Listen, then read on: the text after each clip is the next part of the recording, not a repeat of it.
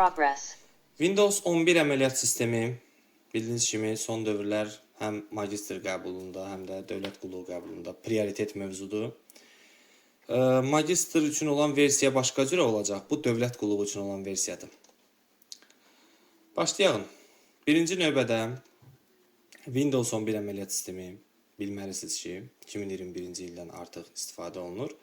Windows 10 artıq oktyabr ayında, 2025-in oktyabr ayında lisenziyası yekunlaşdığı üçün artıq Microsoft şirkəti ondan öz dəstəyini çəkir və beləliklə Windows 11-ə keçməyimiz normal bir haldır.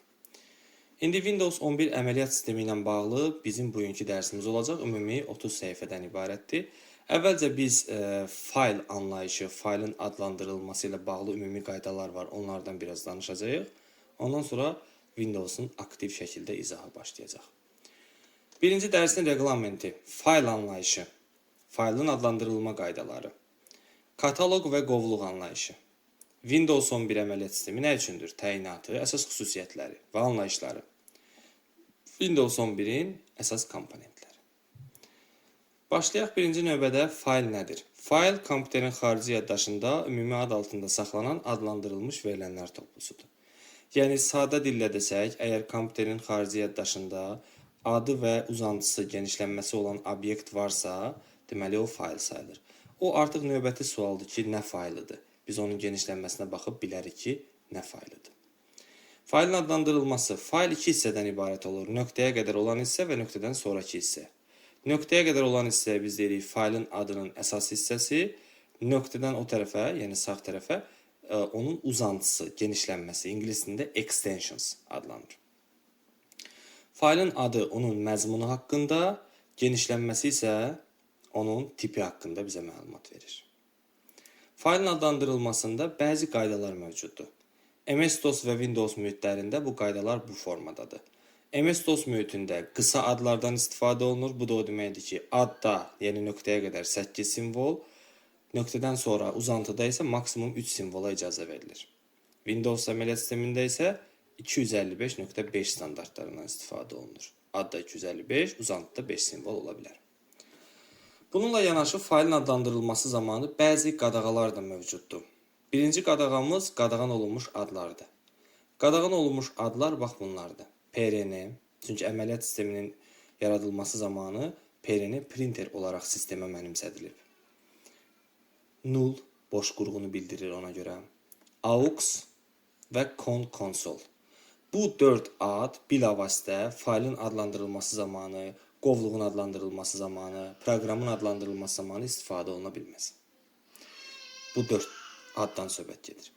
Bundan əlavə LPT ilə com var ki, bunlar necə olmaz? Misal üçün LPT-ni faylın adında qoysam problem yoxdur. Eləcə də com-u qoysam problem yoxdur. Amma LPT ona bitişi 0, LPT ona bitişi 1, 9 daxil olmaz. Com da eyni qaydada faylın adında com qoysam problem yoxdur. Amma com 0-dan com 9-a kimi icazə verilmir. Bunlar da qarşısında əslində səbəbləri qeyd olunur. Yadınızda saxlayırsınız ki, bütün bu qadağan olunmuş adlar adlandırma zamanı faylın yalnız adında, yəni nöqtədən solda icazə verilmir. Misal üçün, con.docx-də nöqtədən sol tərəfdə con yazıldığı üçün icazə verilmir. Bu olmaz. Amma fayl.prn-də prn nöqtədən sağ tərəfdə olduğu üçün bu problem deyil. Olar. Eləcə də null, aux, con, lpt 0-dan 9-a kimi, com 0-dan 9-a kimi nöqtədən sağ tərəfdə istifadə etmək mümkündür. Davam edirik digər məsələ ilə. Faylın adında qadağan olunmuş adlarla yanaşı qadağan olunmuş simvollar da var.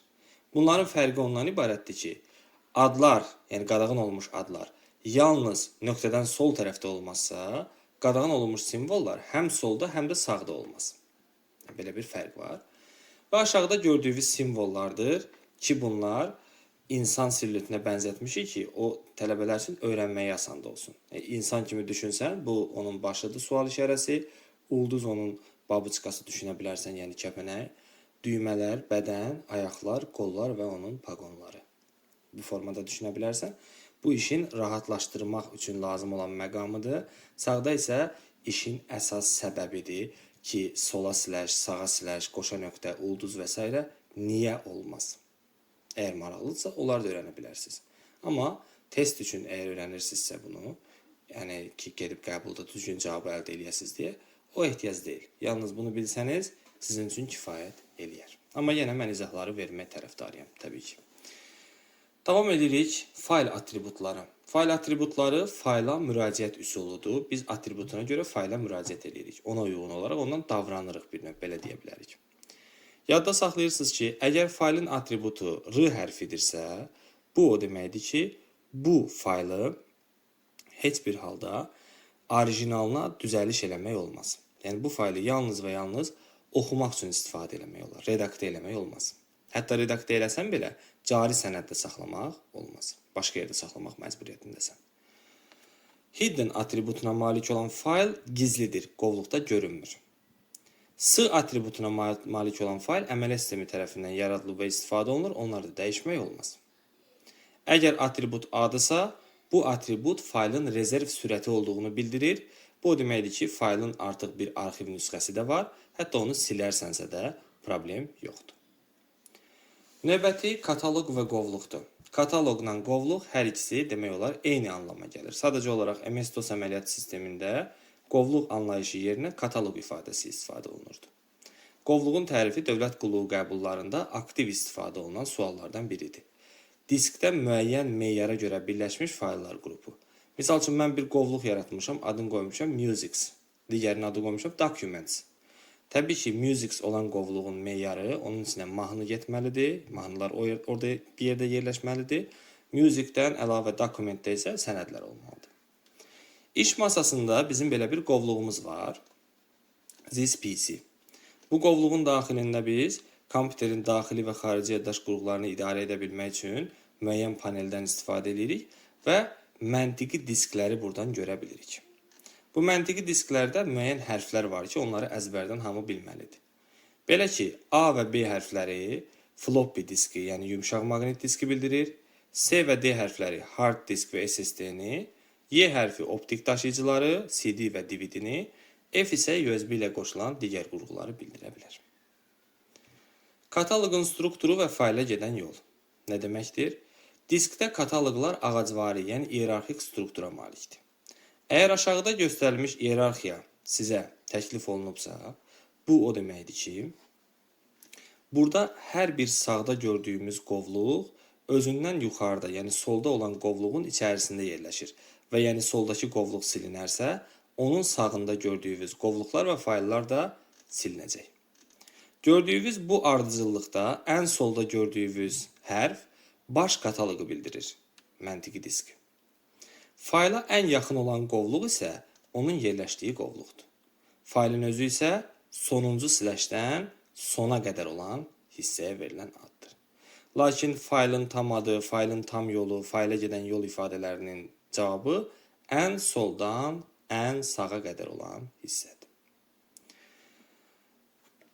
Faylın tam adı unikaldır.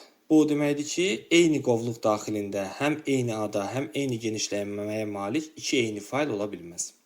Yəni, bir qovluq içərisində hətta eyni adlı iki fayl varsa belə, onların mütləq şəkildə genişləndirməsi, yəni uzantısı fərqli olmalıdır. Yoxsa ona icazə verilməz. Hətta kiçik və böyük hərflərə də icazə verilmir. Yəni, bir qovluq içərisində kiçik hərflə, yəni bütün hərfləri kiçik olan hardware adlı bir fayl yaratmışsansa, eyni zamanda bütün hərfləri böyük olan hardware-ni yaratmaq olmaz. Çünki sistem kiçik və böyük hərfləri eyni qəbul edir. Bununla bağlı bir dənə sizə qəbul sualı göstərə bilərəm. Bu sual magistratura qəbulunda çıxıb, yəni orada olub. Gəlin göstərim. Və dimin bazı sualları bilirsiniz ki, magistratura və yaxud da dövlət qulluğunda daima təkrarlanır. 2019-cu ildə belə bir maraqlı sual düşmüşdü. 5-ci sualı kəsirəm sizin üçün. O zaman Windows 7 idi. Amma sualın məğzi eynidir. Bugün üçün də keçərlidir, aktualdır. Windows əməliyyat sistemində yaradılmış mətn ardıcıl dəyişikliklərdən sonra belə bir hallara düşüb. Kitab 1 qovluğunda neçə müxtəlif fayl yaranmış olar. Bax, diqqət edirsiniz, kitab 1 dediyi üçün biz cavablardan kitab 1-i, yenə kitab 1-i və buradakı kitab 1-i seçəcək. Yəni digər o variantlar bizim üçün uyğun deyil. Çünki onlar kitab 2 qovluğudur gördüyünüz kimi. Bunlar bizə lazım deyil. Birinci, ikinci və dördüncü gördüyünüzdür. İndi birinci ilə ikinci müxtəlif fayllardır həqiqətən də. Amma dördüncü ilə ikinci eynidir. Çünki biz dedik ki, kiçik və böyük hərflər eyni qəbul olunur. Bu da o deməkdir ki, bu 3 dənə seçimin yalnız birinci ilə ikincisi müxtəlifdir. Deməli, 2 müxtəlif fayl yaranıb. B variantı. Davam edirik. İnterfeys anlayışı.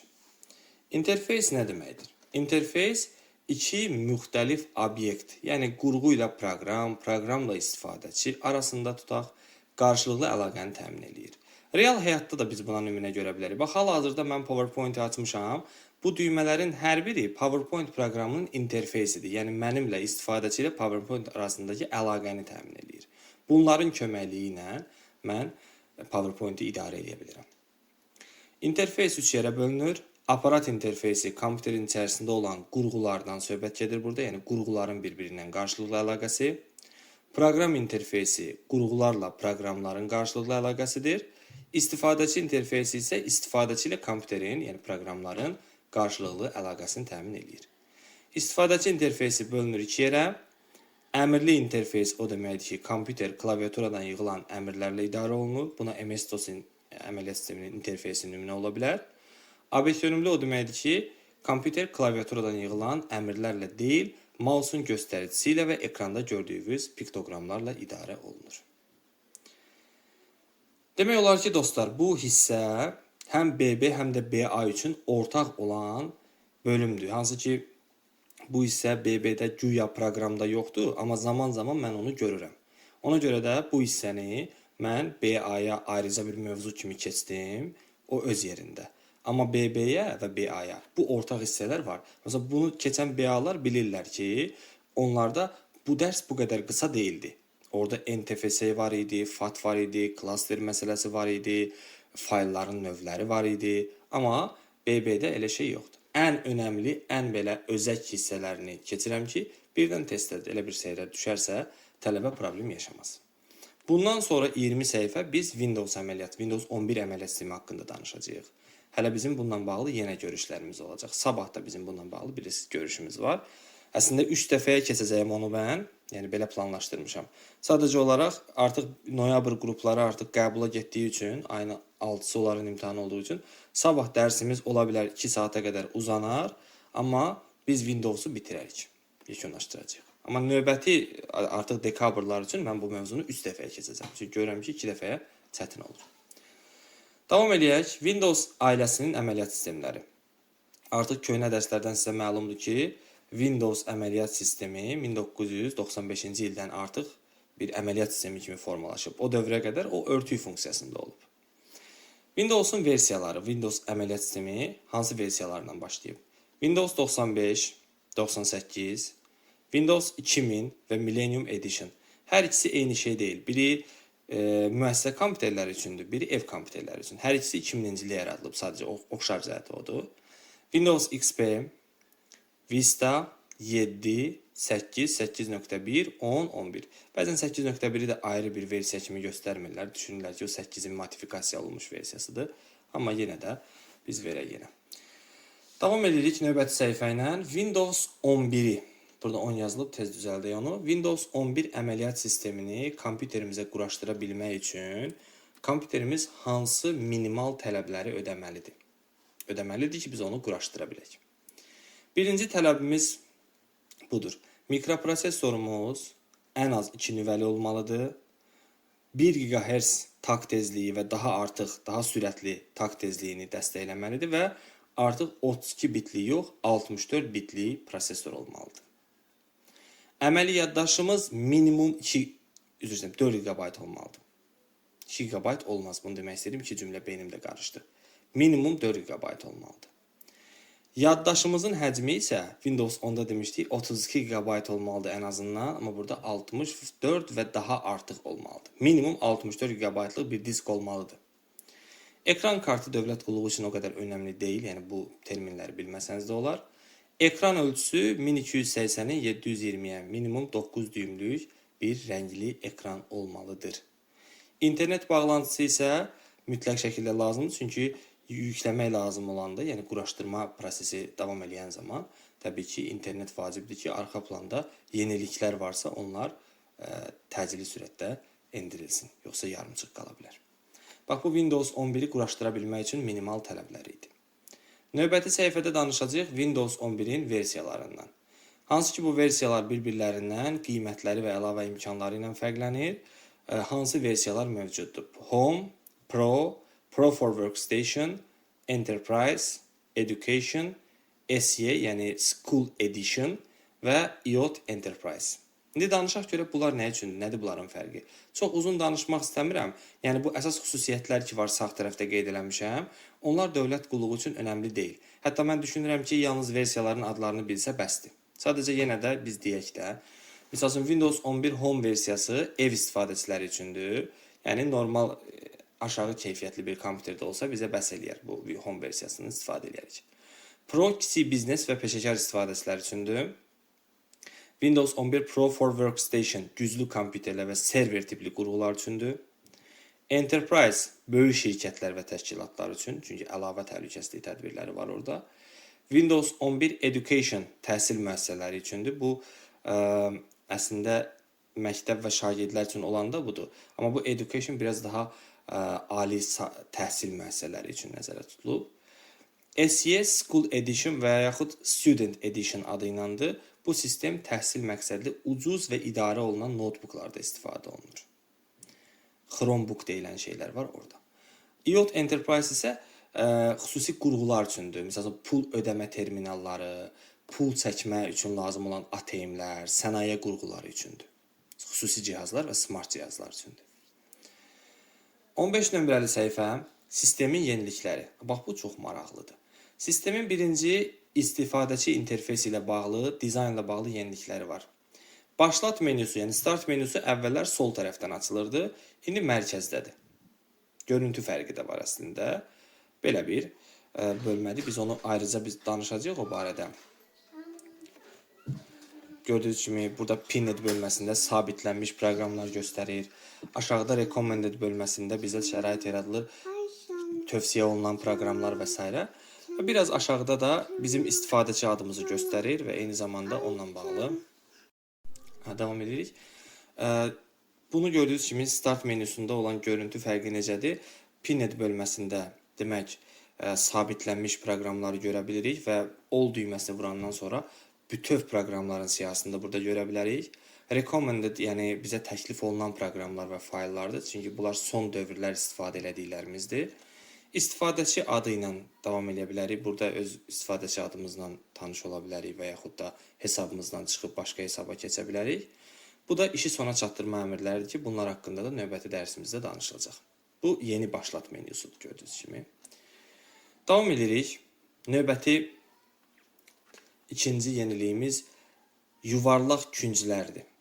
Yuvarlaq künclər nədir? Əvvəllər pəncərələr açılanda bilirsiniz ki, kvadratik kənarlardan ibarət olurdusa, bu dəqiqə onlar daha yuvarlaq künclərdən ibarətdir. Və gördüyünüz kimi, bu bizim pəncərəmiz və pəncərənin kənarları belə əvvəlki kimi kvadratik küncləri yox, daha yuvarlaq künclərə malikdir. Növbəti yeniliyimiz dark mode, yəni tünd rejim və light mode, işıqlı rejimin daha yaxşı optimallaşdırılmasıdır. Windows 10-da da bunlar var idi, daha optimallaşdırılıb. Widgetlər var. Bax, bu widgetləri burada yerləşdirmişəm mən. Bura xəbərlər, hava durumu, təqvim və cürbəcür yeniliklərlə bağlı biz xəbərdar ola bilərik. Gördüyünüz kimi. Ayrıca bir paneldir. Performans və təhlükəsizlik ilə bağlı hansı yeniliklər var? Daha sürətli açılır sistem. Yəni sistemin optimizasiyası gücləndirilib. Fikir vermişsinizsə Windows 11 çox qısa müddətdə açılır. Təhlükəsizlik daha yüksək səviyyəyə qaldırılıb. Bax, bu yuxarı hissələrin dövlət qulluğuna aidiyyəti yoxdur. Magistrdə mən bunları izah edirəm ki, TPM 2.0, Secure Bot nə deməkdir? Sizə ehtiyac deyil. Biləsiniz ki, Windows 11 əməliyyat sistemində artıq təhlükəsizlik daha yüksək səviyyədədir. Bəsidir. Daha yaxşı enerji idarə etməsi, yəni notebooklar artıq batareya ömrüsü daha uzundur. Daha uzun bir ömürdür. Hal-hazırda yeri gəlmişəm, mənim batareya ömrüm azalmağa başlayır, çünki artıq mən çoxdan işlədirəm bunu. yerləşdirək. Davam edirik. Növbəti yeniliklərimiz yeni funksiyalarla bağlıdır. Snap Layout. Bu çox yeni, gözəl bir yenilikdir əslində. Snap Layout nə deməkdir? Misal üçün, əvvəllər tutaq ki, bizim ekranda iki pəncərəmiz var idi. Bunu əllə bir pəncərəni ekranın tutaq ki, sol tərəfinə sıxışdırırdıq. Birini də sağ tərəfə yerləşdirirdik bunu. Amma bu gün onu eləməyə ehtiyac yoxdur. Bunu, deməli, o ekranın sağ tərəfində Maximize düyməsi var. Burada bizə Snap Layout təklif olunur. Buradan biz seçirik. Tutaq ki, necə istəyirik? İstəyirik ki, bu pəncərə ilə digər pəncərə eşit miqdarda olsun, yəni bərabər miqdarda görsənsin. Onda tutaq ki, bunu seçirik. Bunu yerləşdiririk səhifənin sol tərəfinə, digəri də sağ tərəfə. Aydındır. Bu Snap Layout bu deməkdir. Yəni pəncərənin daha uyğun formada yerləşdirilmə qaydası. İkinci virtual desktopdur, yəni virtual iş masalarıdır. Narahat olmayın. O məsələyə görə mən eyni zamanda telefondan da səs yazma edirəm ki, əgər belə bir problem olarsa, qaydasına düşsünlər inşallah. İnşallah ki, sizin üçün problem yaranmaz. O videosunu qoyanda o səs sıxıntıları olmayacaq. Virtual iş masaları. Bax, Windows 10'da da bu var idi. Task View. Buradan siz yeni virtual iş masası yaradıb, bir iş masasında olan proqramlara toxunmadan yeni iş masasında yeni proqramları icra edə bilərsiniz. Bu da bir yenilikdir. Toxunuşla bağlı optimallaşdırma olub. Artıq bizim kompüterin ekranı toxunuşu dəstəkləyirsə və yaxud da biz digitizer ilə, yəni ayrı bir qurğu ilə ona birləşmişiksə, daha yaxşı, daha rahat toxunma var orada. Yəni daha həssas toxunma, daha rahat bir interfeysdir. Növbəti yeniliyimiz Direct Storage'dir. Bu oyunlarla bağlı olan bir məsələdir. Oyunlarda yükləmə vaxtını maksimal dərəcədə azaldıb. Auto HDR. HDR High Dynamic Range'dir. Bu High Dynamic Range nə deməkdir? Televizorda da bu var, bəlkə bir fikir vermişsinizsə. Əgər bizim televizorumuz daha canlı rəngləri dəstəkləyirsə, YouTube'da HDR tipli videolara baxa bilərik biz rahatlıqla. Bu funksiyanı onun üçün qoyublar ki, Windows'da köhnə tipli oyunları Windows 11'də oynasaq, onları avtomatik özü rəngləyir, kontrastlı və daha real görüntülərə çevirir. Əgər bunu aktivləşdirsə, yəni oyun istifadəçiləri üçün də bu belə deyək. Təkmilləşdirilmiş çox tapşırıqlar, bu aşağıda göstərdiyim Task View-dur. Buradan həm aktiv olan pəncərələrin siyahısına baxmaq olar, həm də onları bağlamaq da mümkündür və yenə virtual iş masası yaratmaq üçün buradan istifadə eləmək olar. Çox tapşırıqdır. Snap Assist var. Snap Assist nə deməkdir? Hansı ki, bu gördüyünüz pəncərələr ki var, bu Snap pəncərələrin o bayaq danışdığımız məqamı var. Orada Snap Assist bizə şərait yaradır ki, birdən çox pəncərə ekranda aktiv olsa, məsələn 5 dənə, 6 dənə, onları qruplaşdıra bilək. Əgər çoxlu pəncərə aktiv olsa, bu formada qruplaşdırmaq da mümkündür pəncərələri. Task View-nu danışdıq, dedik ki, açıq olan bütün pəncərələrin siyahısına baxmaq və yeni virtual iş masaları yaratmaq üçün nəzərdə tutulur. Windows 10'da daha başqa bir şey var idi. Son bir ayda olan fəaliyyətimizi nəzərdən keçirə bilirdik. Gördüyünüz kimi, burada elə bir funksiya artıq yoxdur. Yəqin ona ehtiyac duymayıblar artıq. Səs və giriş sistemlərində təkmilləşdirmədir. Daha dəqiq klaviatura və sensor panel cavabı. Sistem bizim səsimizi daha yaxşı tanıyır və səsli əmrlərlə biz onu idarə edə bilirik təbii ki. Və handwriting funksiyası gətirilib. Handwriting bizim klaviaturanın bir müəyyən versiyasıdır. Bax, gördüyünüz kimi, mən normal klaviaturadan istifadə edə bilərəm. Bax, gördüyünüz kimi, eyni zamanda əl yazısına çevirə bilərəm onu, handwriting. Və buradan Azərbaycan dilində müəyyən fikrimi yazıram. Mesela yazıram ki, elman sözünü.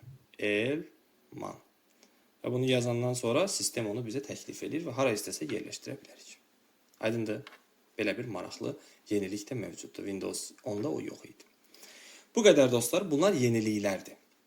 Qalan səhifələrdə biz danışacağıq Windows'un komponentlərindən. Windows 11 əməliyyat sisteminin 3 əsas komponenti var. İş masası, başlat, yəni start menüsü və tapşırıqlar paneli. Gəlin bunlar haqqında danışaq. Birinci növbədə iş masası nədir? İş masası özümüzün, belə deyək, bir növ rahatlığımız üçün yerləşdirdiyimiz qovluqların, faylların və proqramların yerləşdiyi bir məkandır. Burada əsasən sistem qovluqları, özümüzün yerləşdirdiyi qovluqlar, fayllar və proqramların qısa yolları olur gördüyünüz kimi. İş masasının özünə məxsus elementləri var ki, bunlar mütləq iş masasında olmalıdır. Start menüsü, yəni başlat menüsü, zibil qutusu, recycle bin, action center, yəni bildiriş mərkəzi və təbii ki, taskbar, tapşırıq paneli. İş masasının 4 əsas elementidir. Biz bunların hər biri haqqında ayrı-ayrı danışacağıq. Bugün ancaq zibil qutusundan və action centerdən danışacağıq. Amma gələn dərs taskbar haqqında geniş danışığımız olacaq, geniş məqamlar var orada və eyni zamanda start menüsü haqqında. Davam edirik. Sistem qovluqları. Bilirsiniz, çox vaxtı sistem qovluqları iş masasında mövcud olur. Misal üçün, bura aid olan qovluqlar users file'dır, control paneldir, network qovluğu, this PC qovluğu, recycle bin qovluğudur. Əsas bu 5 dənədir, bir dənə də artığı var, onu da indi sizə bildirəcəm. Deməli, this PC qovluğu, users file qovluğu hər bir istifadəçinin öz adına uyğun olaraq adlandırılır. Görürsünüz, məndə orada Kənan Səcadə yazılmışdır. Və əgər mən eyni kompüterə başqa bir adla daxil olaramsa, tutaq ki, başqa bir accountla, başqa bir hesabla, artıq ad fərqli olacaq və mənim hal-hazırda özümə aid olan ki, bu qovluq var, bunun içində görülən şeylər digər bir istifadəçiyə görsənməyəcək. Onun üçün ayrı qovluqlar yaradılacaq. Deməli, belə çıxır ki, users file nə deməkdir? İstifadəçiyə məxsus olan fayl və qovluqların saxlanması üçün nəzərdə tutulmuşdur. İkinci, this PC-dir, this personal computer-dir. Ora daxil olanda, bayaq da sizin üçün açmışdım o qovluğu, kompüterin daxili və xarici qurğularını, yəni disklərdən söhbət gedir, eyni zamanda əsas sistem qovluqlarına baxış üçün nəzərdə tutulmuşdur. Üçüncü, network. Bu yaxınlarda qəbula düşüb dövlət qulluğuna. Network qovluğu kompüterin qoşulduğu şəbəkənin işini nizamlamaq üçündür, yəni sazlamaq üçündür. Və ya şəbəkə resurslarına girişi təmin etmək üçündür. Yəni şəbəkədə istifadə olunan ümumi obyektlər ola bilər və ya qurğular ola bilər, onlara girişi təmin etmək üçündür. Control panel, bu panel upravleniya dediyimiz qovluqdur. Bunu biz ayrıca gələcək dərslərimizdə öyrənəcəyik, içində nə var, nə yox. Kompüterə quraşdırılmış qurğu və proqramların nizamlanması üçündür. Bu, sazlama, nizamlamaq anlamına gəlir. Kompüterin ümumi işini idarə etmək üçündür. Recycle bin, silinmiş və ya ləğv edilmiş obyektləri müvəqqəti saxlayan və sonradan bərpası mümkün olan sistem qovluğudur. Library. Library əslində bir növ virtual qovluq kolleksiyasıdır. Təyinatı da fərqli yerlərdə olan qovluqları, diskləri saxlamaq üçündür. Bura daxil ola bilmək üçün bu iş masası mümkün deyil, yəni o iş masasında yerləşmir. Biz, bax, burada axtarış paneli var. Oraya yazacağıq libraries və bizə göstərir həmin o qovluqları. Kitabxana qovluqları hansılardır? Onlar haqqında da bizim danışığımız gələcək dərsdə olacaq. Ona görə deyirəm, 3 dəfəyə keçəcəyik bunu. İş masasında yerləşməyən yeganə sistem qovluğudur. Davam edək.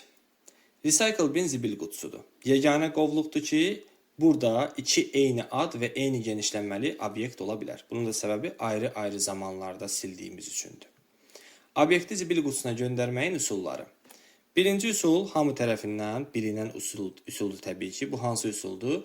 Obyektin üzərindən sağ düyməni sıxmaq və açılmış köməkçi menyudan delete düyməsindən istifadə eləmək. Gördüyünüz kimi bu düymədən.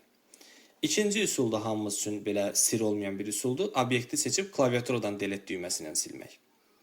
Üçüncü üsul da bilinəndir. Obyekti seçib mausun sol düyməsi ilə zibil qutusunun üstünə sürükləyib orada buraxmaq. Növbəti üsulumuz Ctrl-D kombinasiyasını yerinə yetirməkdir. Bu da çox nadir hallarda istifadə olunur, amma yəni mümkündür. Bundan da etmək olar. Növbəti qovluq daxilində, burada home ifadəsini yığışdıraraq, o Windows 10-dan qalıb, qovluq daxilində yuxarı paneldən etmək. Bax, indi sizə yəni göstərərəm onu. Bunu buradan yığışdıraq. Bunu yığışdıraq buradan. Qovluq daxilində əgər bunu eləmək istəsək, misal üçün mən bu qovluğun içində nəyisə silmək istəyirəm. O obyekti seçirəm və yuxarıdakı bu panel var burada. Gördüyünüz kimi bizə təklif olunan panel var. Bu paneldən delete ilə silə bilərəm. Bu menu paneli də demək olar. Lent interfeysi yoxdur. Burada belə menu paneli var. Bu paneldən etmək olar. Və bir də çox absurd bir üsul var ki, çox az adam ondan istifadə edir, amma onu da sizə deyim. Obyekti Ctrl-X ilə kəsmək, misal üçün bu obyekti tutaq ki, mən Ctrl-X ilə kəsirəm, kat eləyirəm və aparıb zibil qutusunun üstündə Ctrl-V ilə yapışdırıram. Təbii ki, bunu heç kəs eləmir, amma etmək olar, mümkündür, yadınızda saxlayın. Davam edirik. Bax, bunlar obyekti zibil qutusuna göndərmək üsulları idi. Növbəti səhifə Action Center. Action Center nə deməkdir? Buna fəaliyyət mərkəzi deyilir. Bunu biz iki yerdə görürük. Bir, ekranın sağ küncündə vaxt tarixinin üstünə toxunanda görə bilirik burada. Bir də hər hansı iş icrasında, misal üçün internetlə bağlı olan məqamı burada düzəltmək istəyəndə başqa bir versiyasını görürük. Windows 10-da yalnız bir formada idi və hamısı bir paneldə yığılmışdı. Bugün isə artıq iki fərqli kombinasiya ilə işləyir. Windows düyməsinə N hərfini vuranda Notification Center, yəni sırf bildiriş mərkəzi çıxır ortalığa. Bura bildiriş mərkəzidir. Gördüyünüz kimi nə qədər bildirişlərim var, mən onları silirəm və azalır. WinI isə Action Center, əvvəllər adı belə idi, indi adı olub Quick Settings, yəni sürətli parametrlər. O da buradır. Gördüyünüz bu hissədir.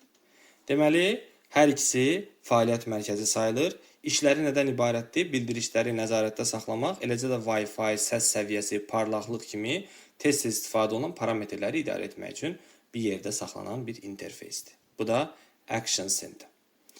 Növbəti, iş masasının kontekst menyusu. Ümumiyyətlə, kontekst menyu obyektin xüsusiyyətlərinə çevikliklə daxil ola bilmək üçün bizə lazım olan bir menyudur. Misal üçün biz hər hansı bir obyektin kontekst menyusunu açmaq istəsək, üsullarımızdan biri budur. Biz üzərində mouse'un sağ düyməsini sıxarıq və o menyu onun kontekst menyusudur. Klaviaturanın da Shift F10 kombinasiyası ilə eləmək olar. Başqa bir üsul da var, onu da zamanı gələndə deyərəm sizə. İndi iş masasının boş yerində sağ düyməni vursan, o zaman belə bir menyu ilə qarşılaşarsan. Buna deyərlər kontekst menyu. Bu kontekst menyunun indi əmrləri ilə tanış olaq. Birinci bölüm View'dur. Vid rus dilində. Azərbaycan dilində görüntü. Nə etmək olar buradan? Ekrandakı piktoqramları large, yəni böyük ölçüdə göstərmək. Medium, yəni orta ölçüdə göstərmək. Və small, yəni kiçik ölçüdə göstərmək. Bunları icra etmək üçün bura girməkdənsə bu kombinasiyalardan da istifadə edə bilərsən. Ctrl+Shift+2 rəqəmi, 3 rəqəmli, 4 rəqəmi təbii ki. Növbəti əmrimiz nədir? Növbəti əmr Auto Arrange Icons'dır. Bu nə deməkdir? Bax, iş masasında dağınıq yerləşən obyektlərin mövcud olduğunu görə bilirik. Həmin bu dağınıqlığı aradan qaldıra bilmək üçün biz mouse'un sağ düyməsini sıxırıq, açılmış kontekst menyudan View-nun alt əmri olan Auto Arrange, yəni obyektlərin avtomatik nizamlanması ekranın sol yarısına. Görürsünüzmü? Digər bir əmrimiz, maraqlı başqa bir əmr var. Bu isə Align Icons to Grid'dir. Misal üçün fikir verirsinizsə, bu Zoom proqramı, bu da Microsoft Edge. Bunlar müəyyən elə bil ki, gözə görünməz tor xətti var. Onlar o tor xəttləri imkan vermir ki, bu obyektlər bir-birinə daha yaxın yerləşsin. Bu hər tərəfli belədir. Bu əmrin passivləşməsi ilə, yəni Align Icons to Grid əmrinin passivləşməsi ilə o cədvəl aradan qalxır və obyektlər bir-birinə lüzumundan da daha yaxın yerləşdirilə bilər. Bu ekranda səliqəsizlik yaratdığı üçün çox vaxt bu əmri passiv saxlamırlar, aktiv saxlayırlar. Yəni, ekrandakı obyektlərin cədvəl şəklində düzülməsini təmin edən əmr Align Icons to Grid. Bu dediyim şeylərin hər biri burada qeyd olunub. Yəni, qeyd eləmişəm sizin üçün. Yəni, narahat olmayın, hər şey qaydasındadır. Növbəti əmrimiz Show Desktop Icons'dır. Hansı ki, bu əmr aktivdirsə, deməli, ekrandakı piktoqramlar hamısı görünür. Yox, əgər passivdirsə, heç biri görsənmir. Heç nə. Yenə də göstərmək üçün eyni əmrdən istifadə olunur. Növbəti Sort By-dır. Sort By obyektlərin müəyyən əlamətlərə görə sıralanması üçündür. Özü müəyyən dediyim əlamətləri hamı əzbərdən bilməlidir. Yəni, onlar 4 dənə əlamətdir. Testdə də qarşınıza çıxacaq. İndi gəlin danışaq, görək bunlar hansı əlamətlərdir. Birinci əlamətimiz name'dir, yəni adına görə. Adına görə. Adına görə, bu bölür gördüyünüz kimi. İkinci, size ölçüsünə görə, item type tipinə görə, date modified düzəliş tarixinə görə. Baxın, tələbələr çox vaxt bu date modified ilə aldadırlar. Bu date modified, date created, yəni yaradılma tarixi deyil. Bu düzəliş tarixidir, sonuncu düzəliş tarixi. Yadda saxlayın. Refresh obnovleniyadır. Bu iş masasında hər hansı bir yenilik eləmirsən, amma hələ ola şamil olunmayıb, hələ yenilik tətbiq olunmayıb. Həmin onu refresh ilə yeniləmək mümkündür təbii ki. Növbəti biz danışacağıq biraz mübadilə buferindən. Mübadilə buferi nə olan şeydir? Mübadilə buferi nə isə kopyalayanda və yaxud da kəsəndə onun A nöqtəsindən B nöqtəsinə daşınması üçün müvəqqəti saxlandığı yerdir. Mübadilə buferə açıb baxa bilmək üçün Windows düyməsindən V hərfi sıxılır. Burada sonuncu kəsilmiş, kopyalanmış 25 obyekt saxlana bilər. Mübadilə buferi əməli yaddaşın bölümü olduğu üçün enerjidən asılıdır. Yəni, əgər kompüter sönsə, buradakı məlumatlar sıfırlana bilər. Əgər istəsək sabit qalsın, kompüter sönsə belə qalsın, onda burada sabitləmək düyməsi var. Bunu artıq xarici yaddaşa verir və yadda saxlayır. Yenə RAM-da qalmır da. Obyekti buferə göndərməyin üsulları. Birinci, Ctrl-C ilə kopyalamaq. Bu obyekti Ctrl-C ilə kopyaladım. Copy. Düşdü buferə. Buferə düşdüsə, mən həm onu yapışdıra bilərəm, həm də qısa yolunu yapışdıra bilərəm. Həm yapışdırmaq, həm qısa yolunu yapışdırmaq mümkündür. Deməli, belə çıxır ki, həm paste əmri, həm paste shortcut əmri hər ikisi aktiv olacaq. Özdə buferdən silinənə qədər yapışdırmaq olar. Problem yoxdur. Yox, əgər obyekti kəssəm, Ctrl-X ilə kəsirəm bunu. Kəssəm, birinci növbədə onun xarici görünüşünə solğunluq olacaq. Solğunluq olacaq, bu da o deməkdir ki, artıq obyekt kəsilib yeri dəyişməyə hazırdır. O zaman paste əmri olacaq, paste shortcut əmri ümumiyyətlə görsənməyəcək. Yaxud da solğun olacaq. Paste əmri var, paste shortcut ümumiyyətlə yoxdur. Bu o deməkdir ki, deməli, obyekti kəsmişik. Və onu yalnız yapışdırmaq olar. Özü də bir dəfə yapışdırmaq olar. İkinciyə artıq icazə verilmiş. Bir dəfədən çox yapışdırmaq olmaz. Kəsilmiş obyekti. Amma kopyalanmışı buferdən silinənə qədər. Fərqi yoxdur. Yox, əgər nə paste, nə də paste shortcut əmri gözə dəymirsə, yaxud da show more optionsa girsən, burada da paste də passivdirsə, deməli belə çıxır ki, mübadilə buferi ya boşdur, ya da sonuncu heç bir əməliyyat icra olunmayıb. Bu şeyləri mən növbəti səhifələrdə qoymuşam ki, sizə problem olmasın. Əgər verilən kontekst menyuda paste və əmri tündürsə, bu menyudan söhbət gedir. Əgər bu menyuda, yeni yaradılmış menyuda paste əmri tündürsə və paste shortcut yoxdursa, paste shortcut yoxdur da, deməli cut olubdur. Paste shortcut əmri cut'ı göstərir. Yox, əgər ki, bir dənəsini buraxdım burada. Deyirəm, düzgün gəlmədi burada. Paste və paste shortcut əmrləri hər ikisi gözə görsənirsə, gördüyünüz kimi görsənir. Hər ikisi görsənirsə və hər ikisi aktivdirsə, deməli bu sonuncu əməliyyat kopya olub. Yox, əgər paste varsa, paste shortcut ümumiyyətlə yoxdursa, görsənmirsə, onda belə çıxır ki, nə olacaq burada? Deməli sonuncu əməliyyat cut olubdur. Deməli burada əgər ümumiyyətlə nə paste'i görmürəmsə, nə paste shortcut'ı görmürəmsə, yaxud bu menyuya girəndə paste'in özünü də solğun görürəmsə, onda mübadilə buferi boşdur. Baxın, diqqətli olun, bu çox maraqlı bir detaldır, yenilikdir. Baxın, əgər paste və paste shortcut əmrləri hər ikisi aktivdirsə və bu menyuda görsənirsə, deməli kopya olub. Eyni zamanda show more options var, orada da aktiv olmalıdır. Hər ikisi aktivdirsə, deməli kopya olub. Əgər birinci təklif olunan menyuda paste aktivdirsə, paste shortcut əmri burada görsənmirsə və içəri girəndə tamamilə görsən solğundur, deməli cut olubdur. Gördüyünüz kimi. Yox, əgər paste əmri solğundursa, paste shortcut ümumiyyətlə yoxdursa və yaxud bu menyuda heç ümumiyyətlə paste'in özünü də görə bilmirsənsə, deməli belə çıxır ki, mübadilə buferi boşdur. Din bunu çox sevir və bu ola bilər ki, sizin qəbul sualınız olsun. Sol tərəfdəki menyuda paste və paste shortcut'ın heç biri yoxdursa, alt menyusunda paste'in özü də solğundursa, deməli bufer boşdur. Əgər biri varsa, biri yoxdursa, cut olub. İkisi də aktivdirsə, deməli kopya olub. Burada özüm qaldım, çünki bu yenilikdir. Windows 10'da belə deyildi. Biraz başqa cürə idi. Ona görə. Yaxşı, davam edirik. Növbəti əmrlərlə. Undo nədir? Danışaq. Sonuncu əməliyyatın ləğvi deməkdir. Bax, gördünüz ki, mən bu obyektin adını dəyişirəm. Dəyişdim. Sonra mən bu dəyişdirilmiş adla bağlı undo əmrini icra edirəm. Undo rename. Görürsünüz? Ad dəyişməsi ləğv olundu. Sonuncu əməliyyat ləğv olundu. Əgər ləğv etdiyim hansısa bir əməliyyat varsa, əməliyyatı yenidən icra eləmək olar. Yəni dala qaytarmaq olar, bərpa eləmək olar. Onun üçünsə redo əmrimiz var. Ando sonuncu əməliyyatın ləğvi, redo ləğv olunmuş əməliyyatın bərpası. Bunları bilmək lazımdır mütləq şəkildə. Burada onları qeyd eləmişəm. Sonuncu əməliyyatın ləğvi, ləğv olunmuş əməliyyatın bərpası. New bölməsindən nə etmək olar? New'dan isə yeni həm qısa yol, həm qovluq, həm də sistemin təklif elədiyi müxtəlif proqramları açmaq olar. Bugünkü bölümümüzün sonuncusu Display Settings'dir. Deməli, biz artıq 30-cu səhifədə dayandıracağıq. Bugün bizim sonuncu səhifəmiz budur. Gələn dərs artıq Display Settings'dən geriyə qalan Personalize bölməsindən danışacağıq. Terminalın nə olduğunu sizə bildirəcəm. Bu gördüyünüz o ki, axırıncı əmr var, Show More Tab Options. Orada bir yenilik yoxdur. O dediyimiz şeylər burada bir dəfə də var. Sadəcə bu Windows 10-da olan versiyadır.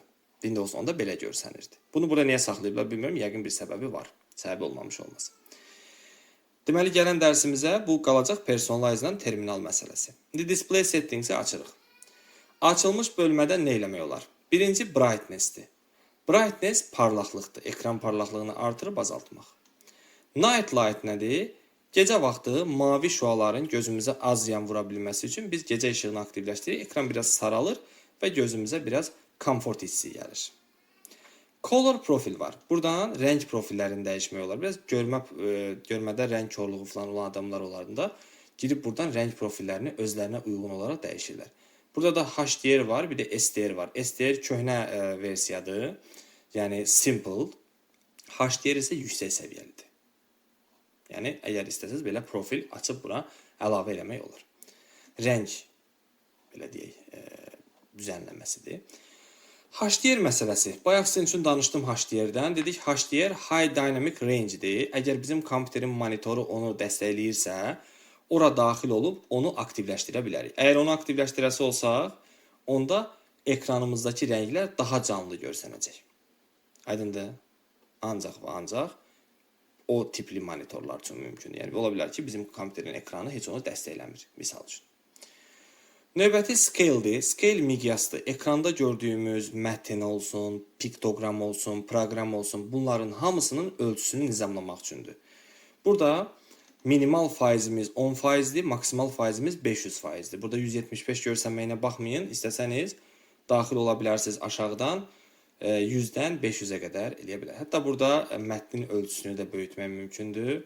Eyni zamanda burada ekran ölçüləri ilə bağlı başqa dəyişikliklər eləmək olar. Əgər bizim ekran daha çox frame per second, yəni kadrların əks olunma tezliyi fərqliliyi varsa, orada dəyişmək olar. Başqa bir monitora qoşulmaq olar, onun işini nizamlamaq olar. Bunlar çox belə maraqlı temalar var burada, amma bu qədəri düşünürəm ki, artıq. Display Resolution ekranın ayırt etməsidir. Buradan da ekranın enində və uzunluğunda olan piksellərin hasilidir. Bunu maksimalda saxlamaq məsləhətdir. Çünki əgər balaca olsa, o zaman nə olacaq? O da aydın məsələdir ki, keyfiyyətimiz aşağı olacaq. Ekranın görüntü keyfiyyəti. Ekranın istiqaməti var. Display Orientation. Ola bilər ki, ekranın istiqamətini portret formasına çevirmək istəyirsiniz ya da landscape forması da bizim istifadə etdiyimiz albom formasıdır. Bu da güzgü əksidir. Misal üçün, landscape flip eləsəm, mənim ekranım baş ayaq formaya gələcək. Bilmirəm, sizdə onu göstərir yoxsa yox, məndə hal-hazırda ayağını göstərir. Multiple Displays bölməsinin köməkliyi ilə isə biz birdən artıq başqa monitora qoşula bilərik. Misal üçün, Connect to a Wireless Display düyməni vururam və indi əgər Wi-Fi açıqdırsa, mən eyni Wi-Fi-yə qoşulmuşamsa, evdəki televizorumda eyni Wi-Fi-yə qoşulubsa, onun adını burada göstərəcək və mən heç bir kabel olmadan ona qoşula biləcəm. Belə, bu məsələdən sonra artıq bundan o tərəfəsinin dövlət qulluqçusuna ehtiyac yoxdur. Related settings, bunlar ehtiyac deyil, bunlar düşməyəcək. Bu qədəri düşə bilər maksimal, bu qədərində danışdıq. Gələn dərsimizdə inşallah biz danışacağıq növbəti məsələdən. Dediyim kimi, display settings bitəndən sonra personalize və terminal məsələsi qalıb. Bundan danışılacaq sonra və davamı inşallah. Sabah bizim növbəti dərsimizdə bilirsiniz saat 21:00-da görüşəcək. İndi bu birinci videonu saxlayacağım, yükləyəcəyim YouTube-a.